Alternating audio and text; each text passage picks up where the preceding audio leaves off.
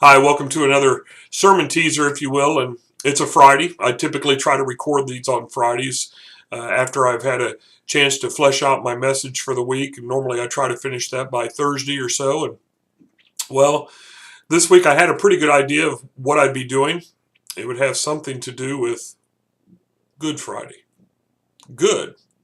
We know what good is. Friday, we know that that's a day that comes each week, but today is that day we call Good Friday, not because what happened on the Friday was good, at least not to those who witnessed it, not to those who were there at first, but because of the resurrection, because of the power that came from the resurrection and through the resurrection, and the redemption that it sealed not only for us as mankind, but also for all of humanity, for those who believe.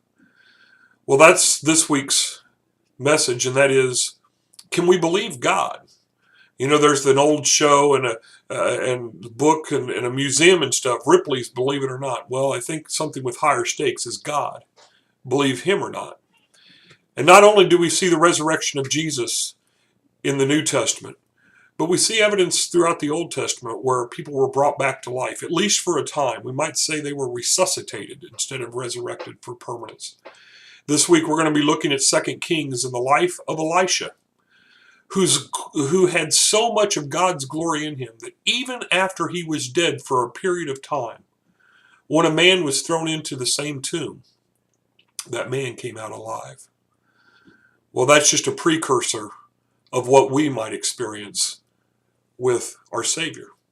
That man was buried, laid in a tomb, 3 days later to rise. And because of that, you and I, if we just believe in him, we too might rise, that we might have our own resurrection, not just for a day, not just for a week, not just a short time of celebration, but a resurrection of life for eternity.